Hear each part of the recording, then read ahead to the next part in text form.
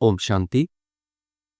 दिव्य गुणों की उपहार इस कार्यक्रम में आप सब भाई बहनों को फिर से स्वागत है।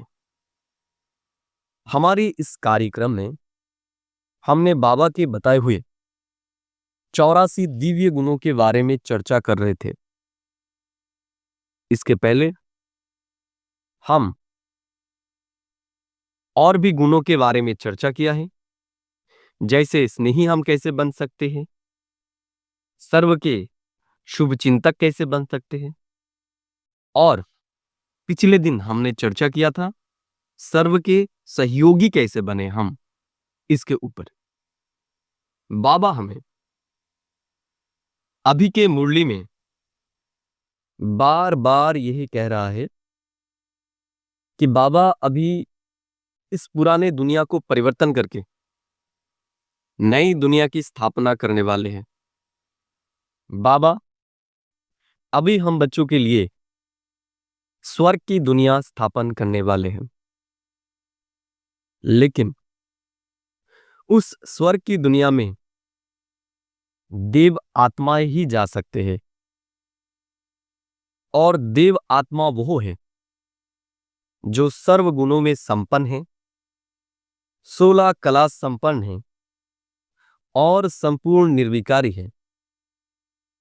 इसलिए बाबा हमें उस दुनिया के जाने की तैयारी करने की प्रेरणा दे रहे हैं, और इसके लिए बाबा ने हमें कहा है अभी हमें हमारे आसुरी गुणों को निकलकर हमें दैवी गुणों से स्वयं को संपन्न बनाना है। तो अभी हमें हमारे दैवी गुणों के ऊपर बहुत ध्यान देना है। आज हम एक बहुत ही महत्वपूर्ण गुण के बारे में चर्चा करेंगे, वो है शांति की शक्ति के बारे में। बाबा कुछ दिन पहले की मुरली में कहा था अंतिम समय बाबा हमें वायरलेस टचिंग कराएंगे, और उस वायरलेस टचिंग को वही टच कर सकते हैं जिनके मन बुद्धि शांत होगा।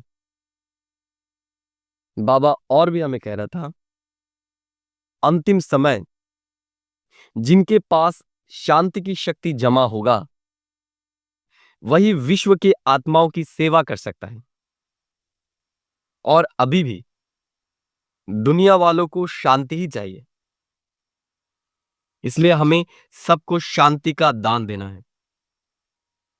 लेकिन शांति का दान वही आत्मा कर सकता है जिनके स्वयं के पास शांति की शक्ति जमा होगी। इसलिए आज हमें बहुत ध्यान से हम आज जो गुण के बारे में चर्चा करने वाले हैं हमें वो सुनना है।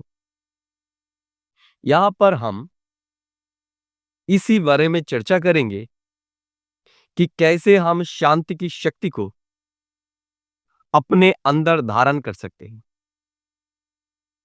और शांति की शक्ति को हम कैसे प्रयोग में लाएं। तो आइए आज हम चर्चा करते हैं शांति की शक्ति के बारे में। बाबा हमें कहता है कि हम आत्माओं का जो स्वधर्म है वो शांति है। बाबा कहता है हमें शांत स्वधर्म में स्थित रहकर शांति के सागर पिता परमात्मा की याद में रहने से एक सेकंड में अशांत आत्माओं को शांति का अनुभव हम करा सकते हैं। बाबा कहता है कि वर्तमान समय मेजॉरिटी आत्माओं को सुख से भी अधिक शांति चाहिए। वो एक घड़ी भी शांति का अनुभव इतना श्रेष्ठ मानते हैं जैसे भगवान की प्राप्ति हो जाए। तो बाबा हमें कहता है कि एक सेकंड में शांति का अनुभव कराने वाले हमें स्वयं को शांत स्वरूप स्थिति में स्थित करना है। पहले हमें स्वयं शांति की शक्ति के अनुभवी बनना है, फिर दूसरों को अनुभव कराना है। कभी भी किसी के संस्कारों के टक्कर नहीं खाना है। हमें संस्कार मिलाना है दूसरों से।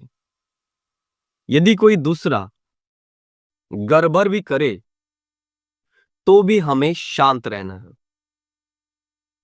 अब यानी हम गड़बड़ नहीं करेंगे और ही उसको जो अशांति का वातावरण तैयार कर रहा है उनको हमें शांति का सहयोग देना है, क्योंकि वो अशांति इसलिए ही फैला रहा है क्योंकि उनके पास शांति नहीं है। अगर हम शांति के शक्ति से स्वयं को भरपूर कर लेंगे तो हम ऑटोमेटिकली दूसरों को शांति की दान कर सकते हैं। बाबा हमें फिर कहता है कि विघ्न विनाशक बनने का विधि है शांत रहना और शांति से सर्व कार्य संपन्न करना। बाबा कहता है कि यदि शांति की शक्ति कितने भी बड़े विघ्नों को सहज समाप्त कर देती है, इसलिए शांति की शक्ति हमें जमा करना है। जैसे बाबा उदाहरण भी देते हैं हमें, जैसे जो खाद होता है वो गंदी होती है, लेकिन उसमें जब फूल पैदा होता है तो खुशबू वाला होता है वो। तो बाबा कहता है कि खाद में भी परिवर्तन करने की शक्ति है। खाद स्वयं कैसे भी हो, यानी गंदगी वाला हो, उसमें दुर्गंध हो, लेकिन पैदा वो फूल, फल और सब्जियां ही करते हैं। तो हमें भी जब कोई गाली देता है हमें उनको फूल देना है। जो अगर कोई गुस्सा करे और हम उसको शांति का शीतल जल देना है हमें। तो बाबा कहते हैं कि यही हम शांत स्वरूप बच्चों का कर्तव्य है। तो हमें इसके बारे में चिंतन करना है और इस शांति की शक्ति को अपने अंदर धारण करना है। तो अभी हम थोड़े देर के लिए इस गुण के बारे में ही चिंतन करेंगे। तो अपने आप को स्थित कीजिए, अपने भ्रुकुटी के बीच में अपने बुद्धि के नेत्र से अपने आप को देखिए। एक सुंदर बगीचे में जहां पर सुंदर सुंदर फूल खिले हुए हैं,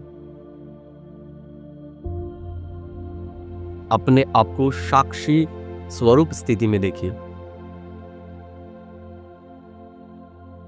जहां पर एक माली फूलों के पौधे को खाद दे रहा है।